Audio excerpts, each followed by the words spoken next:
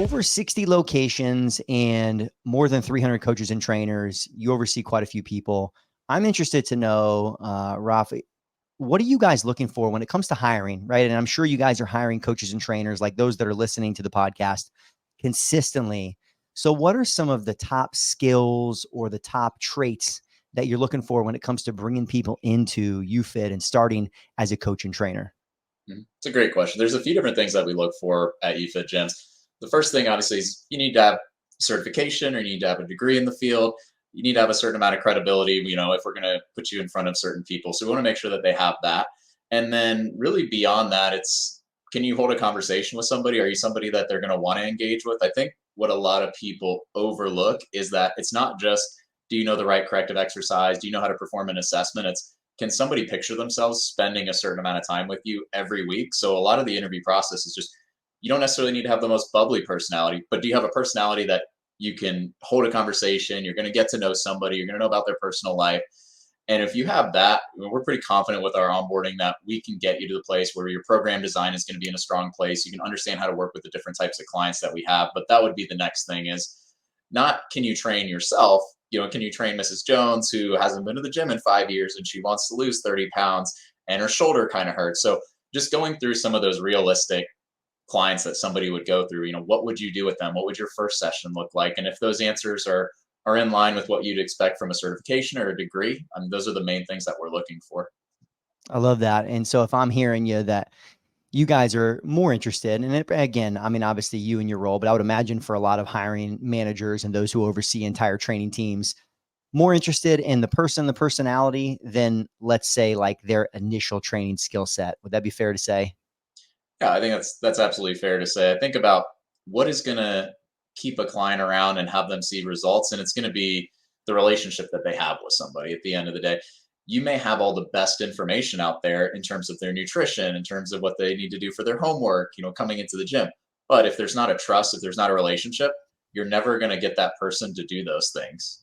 So it doesn't Yeah. necessarily always matter how much knowledge you have. It's what's your ability to influence them and influence their behavior. And I think that always starts with having trust and having a relationship. And the only way to do that is to get to know somebody.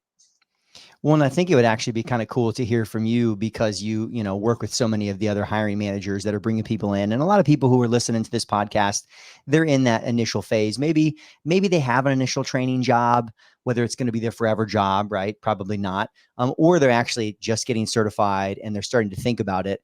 So I'd be really interested to hear from your side. Like, how do you, more so to, prepare people listening for the interview type things that are going to come their way when they sit down with, someone at YouFit, with the potential of coming on to the location or being a trainer.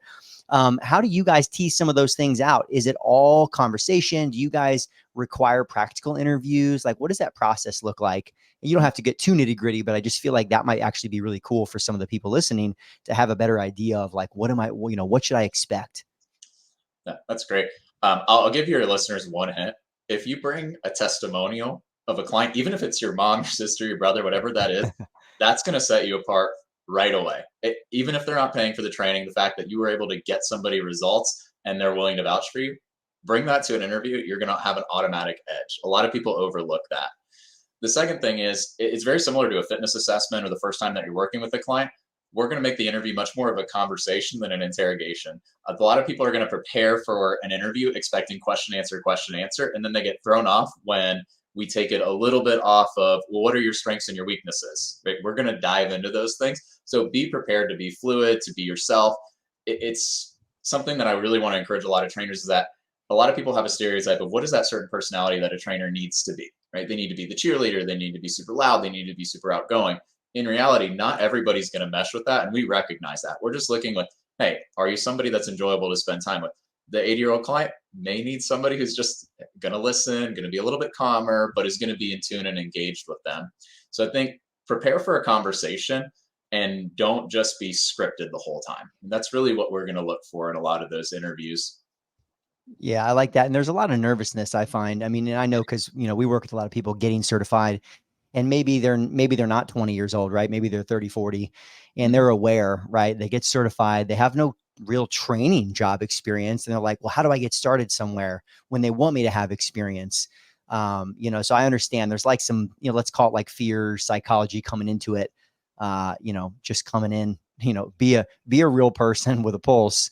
And that's at least a good start. And I'm excited to have you guys on, or have you on here. And for you guys that are listening, if you guys are listening and not watching, just a reminder that this is also available on YouTube, so you can see Raphael's beautiful face, right, with his luxurious long hair that he's got pulled back right now. But I'm excited to have Raphael on here because of his role, and again, we'll dive into a little bit of just your experience too, because I think you've had kind of a cool, interesting path. And I think it's fun for people to hear like what's possible in the fitness industry aside from just training. But I think for you, especially as the senior director of fitness and overseeing all of training, serving different roles inside of the organization, what do you like about starting your training career with an organization like YouFit, right? Because, when you're in the fitness industry for a while, or for those who come through and they talk to others, people talk about the benefits and drawbacks of being a part of a corporation or starting as a trainer in that environment. So what do you feel like are the advantages for new coaches and trainers to start training at a place like YouFit based upon how it's set up? Mm-hmm. That's it. What you need to first realize is there's a difference between being a great personal trainer and being a successful personal trainer. A great personal trainer, you have a client in front of you, you can deliver them results, they'd be willing to give you a testimonial. However, it doesn't matter how great you are if you only have one client, right? That's not what we would deem successful. If you're becoming a personal trainer, it's likely you want to make this your full-time thing. And in order to do that, you need a certain amount of clients to pay your bills, to make money, to save, to do all those amazing things. Now, if you start off on your own, it's a really hard learning curve to building the business. I would say the biggest advantage of going into any commercial setting is that there's going to be people who are going to teach you the business, and you're going to find out really quick what goes into that. And I think one of the biggest advantages is it's a lot easier to get leads. So if you're on your own, right, maybe you're messaging people on social media, maybe you're trying to hand out a business card at a gas station, what have you, you're going to automatically be in a pool of people who are automatically qualified as a client. If they're in the gym, they care about their fitness, they care about their exercise. So everybody you talk to is already pre-qualified to some extent. It's just a matter of, can you show your value? Can you get them excited about the change? Can you do all those things that you would do whether they're already paying you or not? So I think that's really the biggest advantage is your learning curve is going to be shortened. You're going to learn all the systems in place. Like what I always tell trainers, at least at YouFit, is like, if we didn't know that this was going to help you, we wouldn't ask you to do it. Right? If there was a certain method to managing your calendar, if there's a certain method to contacting clients, following up, doing program design, the sales process, right? We wouldn't ask you to do it if it wasn't going to help you grow your business. And I think a lot of people think they can skip certain corners and be successful. But as a trainer, one of the most underrated skills is being organized. And it's one of the hardest things because the more organized you are, the more accountable you can keep your clients, the fuller your schedule is going to be. So I think that's really the biggest advantage is you're going to be in front of people that you can pick up as clients, and you're going to learn the systems to not only gain clients, but to train them efficiently. It's very different to have 40 clients than 2 clients. And you're actually going to learn, well, how do you keep these clients for a long time? Because that's the only way to build a successful book and to have a successful career. You can't turn clients over every 1 to 2 months and build a book. It's just not possible. And it's not fun for you as a trainer either, because you're not delivering results. I love that. Yeah. And that's what we talk about in the academy as far as like, the biggest thing in that first 6 to 12 months is you just got to get in reps. Like you Mm-hmm. just need to get in as many reps as possible, regardless of how much you're making. Cause if you want to make it past that first year, like that's going to matter a lot. So I love that. And remind me, when would, like, what year did you get certified and start training? Now we're going to make ourselves sound older now. I got certified in 2009 and started training then. I was actually started out as a fitness assessment apprentice, if you want to call it that these days. So I was just I running the love fitness that. assessments and handing them off to the trainers who were doing that. But that started in 2009 over at University of Florida. That's cool. And I say that because I feel like as we were first getting started training, all the people, and I'm sure I already know, I know from the writing that you do in the fitness industry on the different websites, we're following the same people. We're learning from these people in the industry. And I know very few veteran trainers that have been doing it 15, 20 plus years that didn't start at some sort of organization like YouFit. Maybe it was the places that don't exist anymore, like Bally's, right? That are like the history lesson of the fitness industry. But I find that most of the great, coaches and trainers who've really made it long term started in those environments. Even if they didn't stay there, that was like the starting point. Mhm. I would definitely agree with that. And I think, some people decide that they want to, shift in a career, they want to own their studio. I think what a lot of people, when they're interviewing or when they're talking about it, are afraid to kind of share what their dream is, what their long term goal is of, hey, I want to open up a personal training studio at some point, or I want to own my own gym, or I want to do this or that. A lot of people are scared to tell that to their employer, and you really shouldn't be, because ultimately we want to help you be successful in whatever you do. And the more successful you are here, the more successful we are. And so I've talked to a lot of trainers and I've encouraged them, hey, well, if you want to open your own studio, remember the systems and things we were talking about when you come on? If you need to dial those Oh in yeah. first, because I want to see you be successful. I don't want to see you, sign a commercial lease and then 6 months later be struggling and be stressed out. So Yeah. really take advantage of this time to learn the systems. And everybody, like you said, has learned from somebody else. So steal, borrow, take all those systems. They're really just a combination. Then you put your own twist on it at the end of the day to make it yours.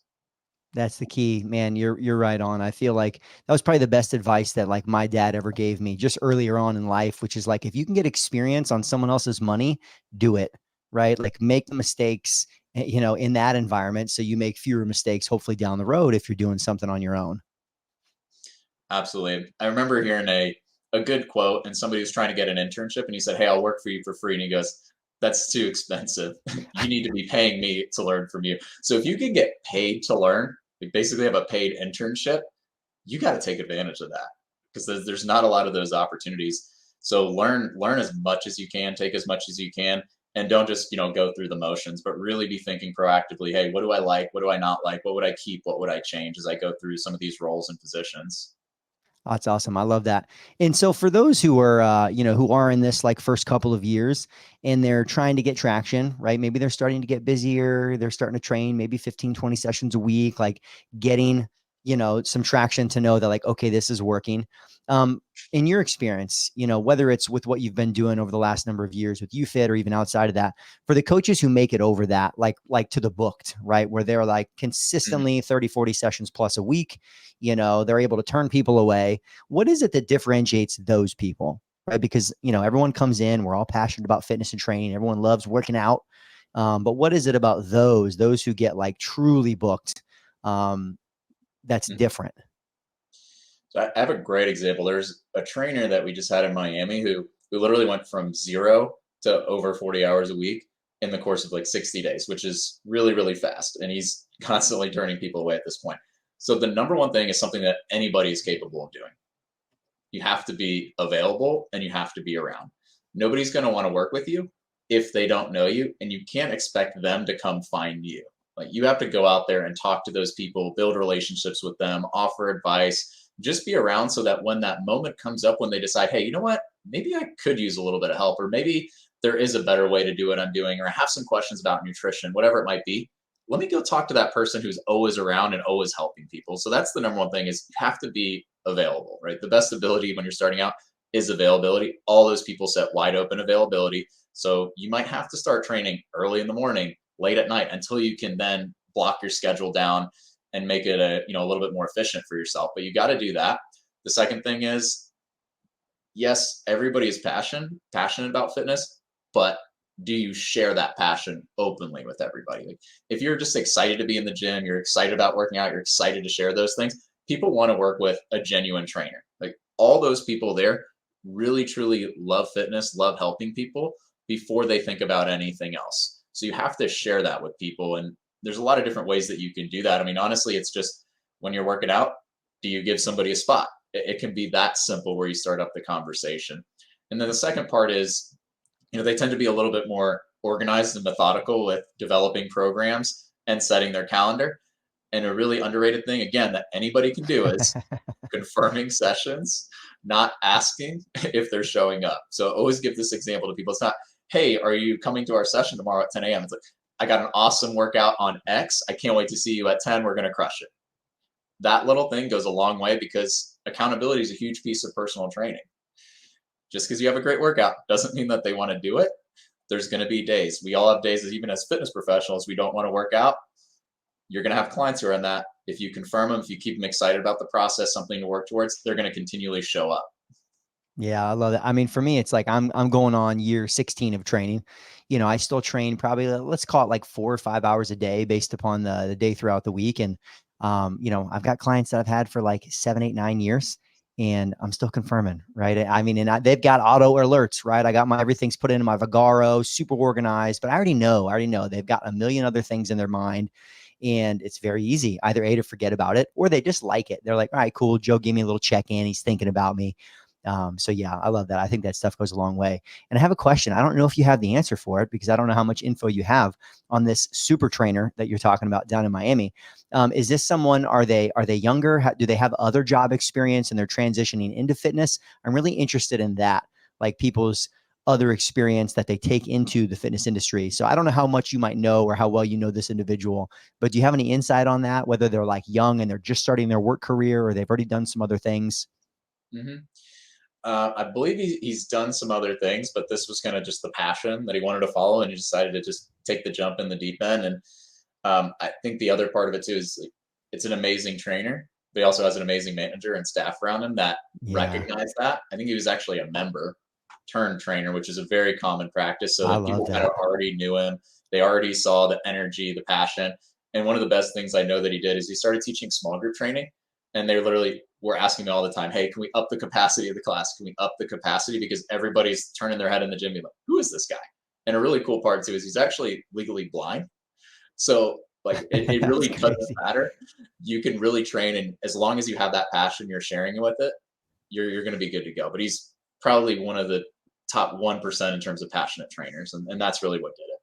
I love that. That's great. And how many of your guys' coaches and trainers, or maybe even better phrase as a question, relative to the coaches and trainers that do well in your guys' organization or inside the club, how many of them are doing other things like small group training or teaching group classes? Because I definitely feel like that could be a superpower for coaches, but I'm interested in kind of your experience with the organization. Hmm. So we offer small group training at almost every single location. And primarily it's personal trainers that are teaching a lot of those classes. We have some group fitness instructors who are also in that. Um, if you can find somebody who's great at both, like we always call that the unicorn because it is a very different skill set. Yeah. Personally, when I was building up my book, I did it almost exclusively through classes because I'm automatically in front of anywhere from 10 to 30 people all the time who are coming back over and over again, and I get to know them. So it is really huge. I'd recommend that as a skill. Public speaking is a skill that you need no matter what. If you can get somebody to jump when you say jump, you're going to be pretty good at a lot of things. Yeah. And I think that's one, even for me, I think, we share a common thread with our, hashtag campus rec experience early on. I mean, that's where I first started personal training and I was working at campus rec and, doing things at a local YMCA and just as many places as I could. I don't think I would have done group fitness had it not been because of that, right? I kind of got pushed into doing some group fitness classes, actually enjoyed it a lot more than I thought. And then I noticed the same thing early on, which is like, wow, I mean, I have a captive audience every day of like 15, 20, 25 people, which, like you mentioned, is a little harder with the one-on-one training. So I think that's great. I think that's definitely, like you said, it is a different skill set, but if you can figure both out, like they both become easy, right? You become a better group instructor because of your one-on-one prowess, and then vice versa. If you can coach 15 people to RDL, like one is no problem. Yeah, absolutely. I think, I was in a very similar boat with Campus Rec. I was just walking by the group fitness room one day and then I saw a trainer teaching class. I was like, wait a second, should I be teaching a class? And then I auditioned and they gave me a shot. But that was one of the best experiences I've ever gotten. And I think the other part of it too is public speaking is typically somebody's number one fear. But I think a lot of that fear comes from you're talking about something that you may not be passionate about or confident about. But what, as a trainer, are you going to be more confident and passionate about than exercise? So all you really need to do is share what you already know and just be excited. And if somebody is nervous in an interview or they're nervous before a class, I think that's actually great. If you aren't nervous, it means you don't care. And I always think about that as, are you nervous or are you excited? And if you can channel the excitement to do those things, you're going to be great. And look, you might not be like a rock star from day one, but the only way to get better is to do it. Like the only way to learn how to squat is to get under the bar and to get reps, and you're going to get better and better and better the more you do it. So what advice would you have too? Because I like, some of what you've already talked about as far as, how people should look at coming in to get things like interviews and, coming up as a trainer or coming up as a client inside the same facility, but for those who, let's say, for example, I don't know, for those who might be listening, maybe they're in South Florida, which we have a lot, fortunate to have a lot of locations, a lot of YouFit locations. But for someone who doesn't have a connection in there yet, I would imagine you guys are probably getting pummeled with like online applications all the time, right? So how would someone differentiate themselves just even in the process of saying, how do I get my foot in the door? Like I want to go in and apply to this place, or maybe I've applied online, I haven't heard anything back. What are some things you think they could do to like kind of stand out? Mhm. So it's really cool you asked that. I've actually been teaching an online course for people for college credit on personal and professional development, which is developing a resume, developing a cover letter, preparing for interviews and all that. So I've had the opportunity to see really different perspectives and keep fresh of what is it like to prepare for an interview and all those nerves. I would say, first off, with your resume, your certification, bring those in. Don't wait for somebody. Send those proactively. Skip that step. It's going to make it much faster. Save your resume as a PDF. It sounds crazy, but you want to look organized, you want to look concise. I would also say go to the gym. Like go to the gym and just start talking to them, because you also want to interview yourself. You don't want to only make it a one-way interview. So go work out there, see how you like it, and then talk to the manager. Dress, you don't need to be in a suit as a personal trainer, but clean athletic wear, maybe just like a polo, one step up from that, and just start talking and say, hey, I've been working out here. I love this gym. I'm actually a certified personal trainer. I brought my certification with me. I'd love the opportunity to join the team and work as a personal trainer. Can I set up an interview? Yeah, it'd be And pretty when hard. you It'd do be that, pretty hard to you're say going to get no. the most. What's that? Yeah. I said it'd be pretty hard to say no to that. Someone coming in, right? You know what I mean? People Yeah. that are proactive. And that's anybody can do that, right? Go work out, bring your certification, just say, hey, I love it here. I'd love an opportunity to join the team. People are looking for people who want to take initiative at the end of the day, because that's what it's going to take to build up your client book. If you're not willing to take initiative or willing to talk to people, it's going to be much more difficult to build up that client book. So if you can show that initiative, you're going to get an interview 10 out of 10 times. And I like as we're looking at like getting started, finding growth, right? Whatever that looks like. I mean, this podcast is the pursuit of progress. And I think one thing I like to try to dive into is like progress is going to look different for a lot of people. And, for me, for example, it was going more the entrepreneurial route and owning a gym, starting businesses, training, all those things after leaving the campus rec world. But I realized after doing it for a while, that's not the right route for a lot of people. And I think in today's kind of sexy online world, like entrepreneurship is sexified, which is cool, right? I mean, it's definitely an amazing life for the right person.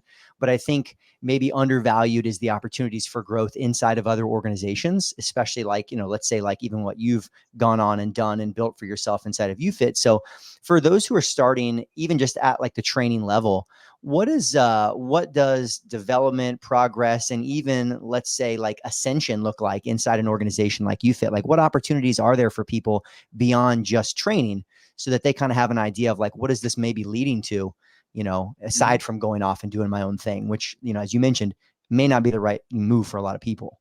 Mhm. That's a great question. So personal training tends to kind of fork into two different realms. One is going to be the business side, where you're in charge of sales, you're in charge of revenue, you're managing people. And then the other side is really just the education of how do we deliver results within a personal training session. And so at UFIT, we have it where basically you start to earn more the more sessions that you train, the more sessions that you complete on a certain basis. And then, if you're successful within that, there's two branches that people can go. They can basically either become a fitness manager, where they're going to be in charge of the business, they're going to be in charge of the systems, all those types of things. And so they have a growth path through that. Or on the other hand, we have what's called a lead trainer. And so they go and they support several locations with meeting with the trainers one-on-one, going through program design, onboarding new trainers, showing them the ropes, and ultimately shortening the learning curve. And really their main focus is how do we make you the best trainer and small group trainer possible so that you're successful. So a lot of people, I would say predetermine that they want to be on one route or the other before they put in the sessions and they've done the work. So what I would encourage people to do is go through the experience and start to just see what you like and what you gravitate to. And it might not be what you think. You got to go through the ropes before you think what something is. You don't really know what it's like until you're in that seat doing that role. Yeah. And how long just to set realistic expectations? Cause I think that's another challenge for new coaches and trainers. Like, how long am I going to need to do this before I do this? And there's not an exact, but for people that you see going in and succeeding in those second tiers, right, of either helping train the other trainers or maybe overseeing more training sales and the business side of things. Um, how long are most of those people doing the other stuff? Like how, I mean, again, it's an estimate, but what length of time do you see for people that they need to be putting in the time as a coach and trainer and just getting really good there first before they're really ready to maybe go on to the next level? Mhm. So for the lead trainer route, which is more of the science side, typically they're there 2 years plus because you just need Yeah. to get sessions under your belt so that when you're meeting with the trainer and they're like, hey, this client's not doing their diet log or what have you, you've been through that multiple times so you can actually provide the coaching. You can't give a textbook answer, right? It's a real person, so you have to have lived that experience. On the business side, I mean, that just ultimately comes down to your comfortability with sales. I mean, there's people who've moved in really quickly, less than 6 months into that role because they Yeah. gravitate towards sales and they love that and they do really well and they end up loving that role. So, um, you can actually move into the business management faster than the science just because of what's expected and what you're doing. And the business side tends to be a lot more repetitive and the same thing over and over, just done better and better than we're in the science side. It's like, okay, you're going to talk about a client who has a hip replacement. Then you're going to talk about this 18-year-old who wants to get a college scholarship. And it's like, there's such a wide range of conversations that you're going to have on that side. Yeah, and I think a lot of people, mostly I know, I mean, being like a, academic trainer, you love learning about the science. That's kind of the fun stuff, but even before we jumped on here, you were talking about some of what you guys are doing on the business and sales side of stuff and bringing those things together. So for your newer coaches and trainers, whether they're working at a YouFit or not, or they're working somewhere else on their own, what are like some of the simple initial sales, I don't want to call it strategies, but I guess the focus when you guys are teaching sales to some of these newer coaches and trainers, what are you guys focusing on? How are you talking about it for those newer individuals? The first thing I always ask every new trainer is if I gave you a client who wanted to lose 20 pounds, but they had a tight back, could you do it? And I give them a couple scenarios, and the answer needs to be yes. Because if you don't believe that you can help that person, you're not going to be able to sell that person, and you shouldn't sell that person, frankly, if you don't believe that you have the skill set to do those things. But those are very realistic clients for people. The second thing I'll always ask them is, would they see better results working with you or working out on their own? So if we were to look out onto the gym floor right now and you see people, it's like how many of them are actually following a program? How many of them look confident? How many of them are spending more time on their phone than exercising? And how many of them look the same this year as they did last year and feel the same and are moving the same and still rubbing their shoulder on the bench press 5 years later because they haven't done the right programming? So I'd always ask them that. And it should be yes, that they're going to see better results with you. And then the last thing I always ask people to reflect on is why? What are you doing that it's going to be better working with you than without you? What are you providing? How are you going to help that person? And you have to have that answer before you even start thinking about any of the sales tactics. Because if you can't explain how you're going to help somebody achieve their results, why would they work with you other than just, oh, I need a personal trainer? That's not going to keep a client for a long time. So is it, that you're going to provide accountability, motivation, you're going to give them the right structure, you're going to cue them through the exercises, you're going to keep them on track with their nutrition, whatever it might be, you need to be really confident saying, why should you work with me? And what am I going to do to help you with those things? So we always talk about, what are the features of personal training and what are the benefits? A customized program. Great. There's a million customized programs. Why does the client care though? So we'll go through that. And as an example for the customized program, it's going to be safe. So you're not going to hurt yourself. You're not going to re-aggravate some of these injuries that you've been. It's going to help you see results in less time. You could see results on your own, but it might take you 3 years and you might fail 5 times. What are your odds of working with me when I have that with you? So we're going to save you time, which is one of the most valuable things for people. And the number one reason people say they don't want to exercise is I'm too busy. Well, if you spend an hour in the gym, but you actually only got your heart rate up for 10 minutes, yeah, it's probably not a very effective use of time. So those are just some of the examples. And then from there, it ultimately just comes down to why is that person there? If they don't have a big enough dream, a big enough goal to want to change for, they're not going to change. It's just not going to happen. So we focus a lot of the time on just digging into why is this goal important to them? How is it going to affect their life? Who's it going to affect? Why do they want to do something about this today instead of deciding to do something yesterday or tomorrow? And it always comes back to just human psychology. We're motivated by two things, pain and pleasure. Either something recently happened that's causing you pain, that's causing you discomfort, and you want to get out of pain, or there's a version of yourself, of your life, that's so worth working towards that you're going to do something about it.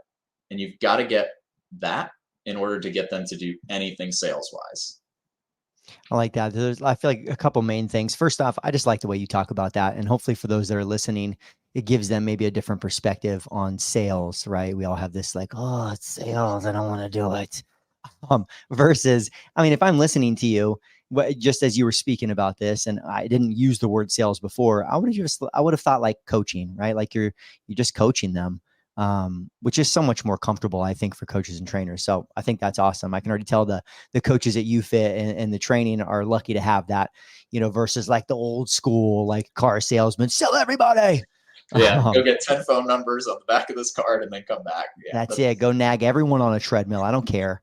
Um, because I think a lot of trainers, they're scared. They don't want to do that. But so I think yeah. that's awesome. And the other thing that you mentioned that sticks out to me is especially in like understanding people and what they want from training. You talked about like not getting injured. I think that's huge. I think a lot of people like they're scared of getting hurt. Like they know they want to strength train, they want to do these things, and they're just Mhm. fearful. So I like that. I like to focus on that because I think that, there's a lot of money in keeping people safe and not getting them hurt.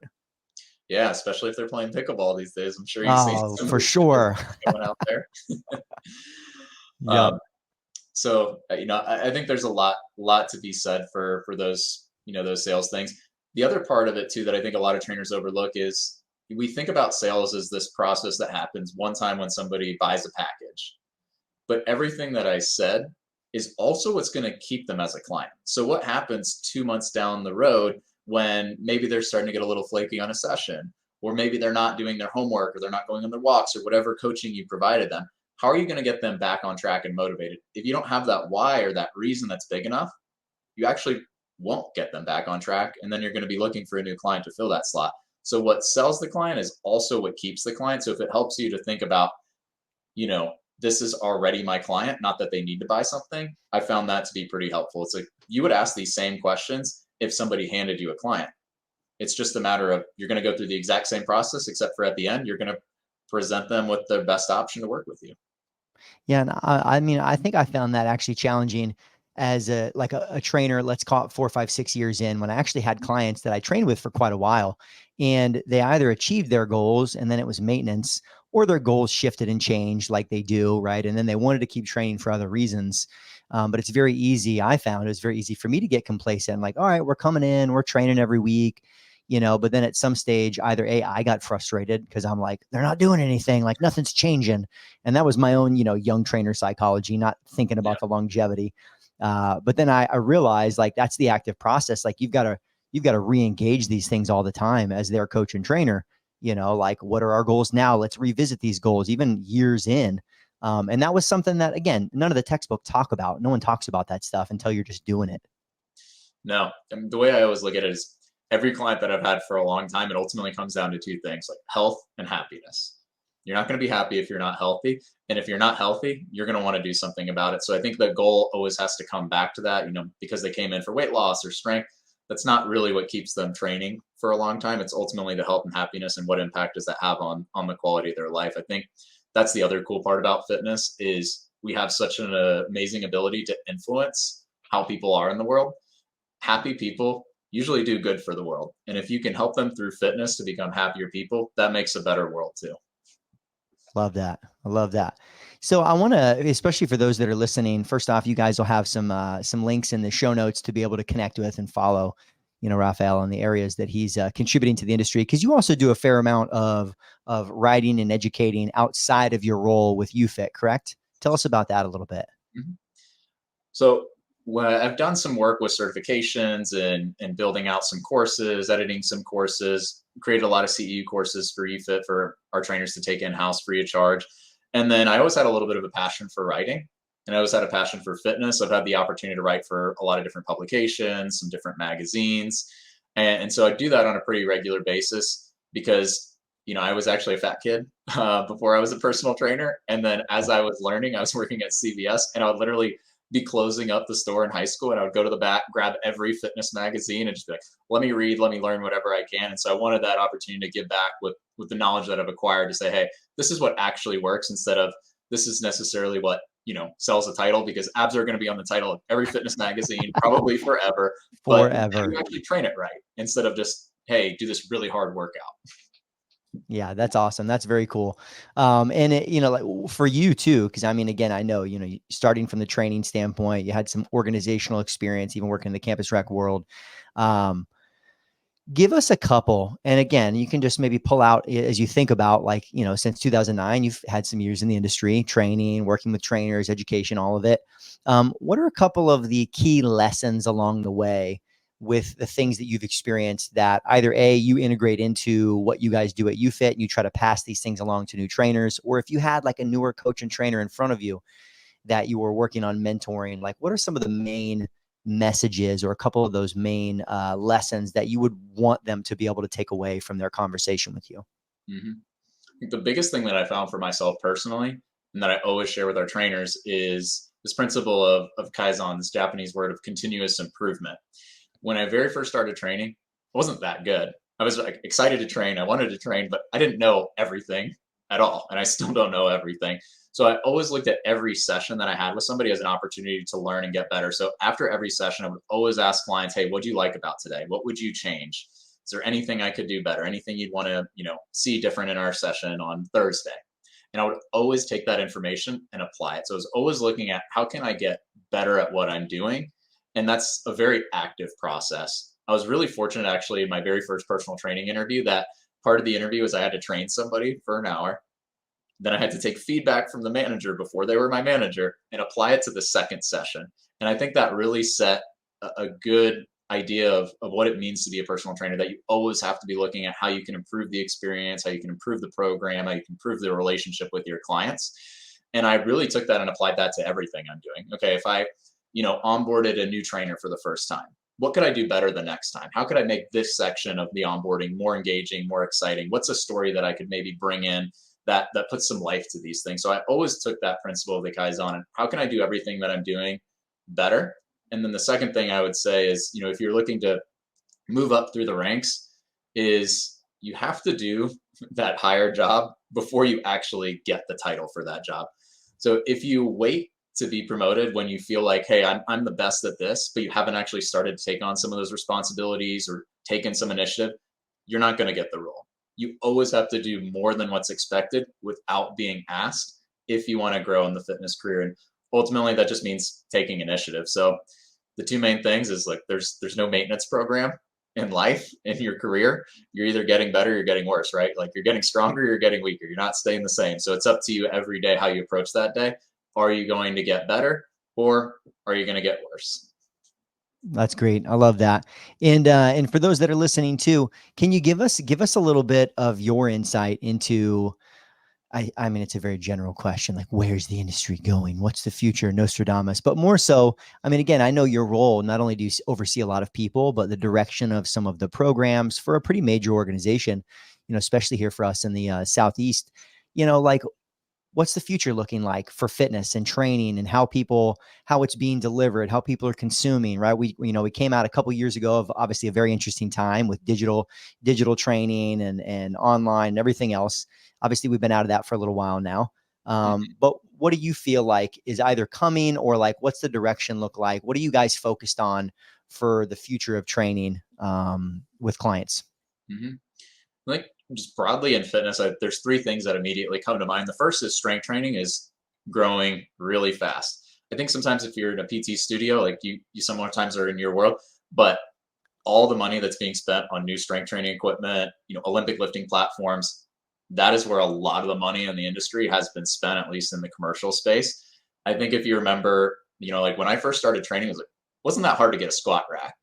Now it's like there's a line like it's, the nightclub to get into a squat rack. Yeah. So that's gone up tremendously. The other huge thing is recovery is a huge piece of everything. Stress plus adaptation, or stress plus recovery equals adaptation. Well, we love to stress ourselves. We don't love to do any recovery. And recovery is actually really fun, really enjoyable. So things like compression therapy, Theraguns, cryotherapy, ice buckets, all those things. Your sleep is obviously the number one recovery thing. There's a lot more companies and a lot more focus on recovery. And then the last piece is offering a more holistic solution.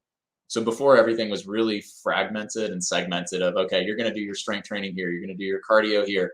Nutrition, no, we're not going to talk about that. That's going to be something that you learn on your own.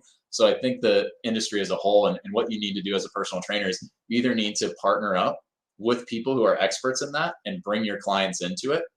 So like, for example, we have clients who are working with dietitians on the side. And so, yes, we could provide a lot of that coaching, but sometimes hearing it from a different voice or a different perspective is what they need to hear to come back to you and say, oh, you'll never guess what the dietitian told me. You're like, oh, you need to eat more protein. I don't think we've ever talked about that before. So I think that overall, just being able to provide all the resources in the wheel of what health and fitness looks like in one place is going to be a big focus. So the nutrition, the recovery, the exercise, the psychology behind all these things, and being happy. I think people are going to try to provide more of that in one go instead of just being like, I'm your strength coach. And are you guys seeing right now too, is interest in personal training continually on the rise? Is it, holding steady? Like, what are you guys seeing? Mm-hmm. Yeah, I would say personal training, right now the demand is similar to, like pre-COVID times. It hasn't dropped. There was definitely, undeniably a drop in that because of social distancing and all the things that were going on. For sure. But everybody I talked to across the industry, personal training it's there, it's back. A customized program is great, but somebody has to actually guide you through and make sure that you're doing it correctly. So like you're saying, you don't get injured, because I see people all the time on the gym floor, like pulling out their phone. And I'm like, let me just help you out a little bit. I'm not going to try and sell you training, but like, let me just show you like what they actually mean to do in this exercise, because I don't want you to hurt yourself and get frustrated.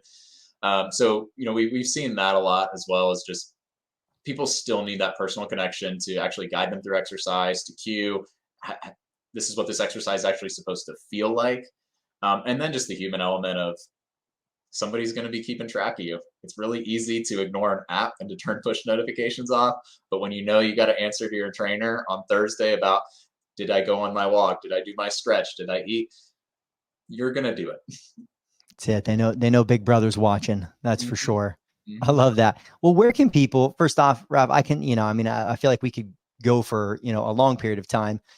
You're a wealth of knowledge for the people there at YouFit and for the industry. So I love all the stuff that you're doing. I love that, even though we've only met maybe once or twice in person, I feel like I know you from following digitally as well. Where can people connect with you beyond the podcast? Where are you most active? If people are interested in just training your content, where you're at, or even they're interested in YouFit and job opportunities, where's the best place for people to connect and contact you? Mhm. If you're interested in YouFit, feel free to reach out to me directly. You can go to youfit.com and everything's linked on there. Otherwise, everything is just my first name, last name, Raphael Konforti. You can find me on Instagram, LinkedIn, all there. And even if it's not about a job opportunity, just a question about fitness, I love jamming on those types of things, chatting about it. Those are my favorite emails, my favorite messages are just about fitness and nothing else. I'd love to connect and chat.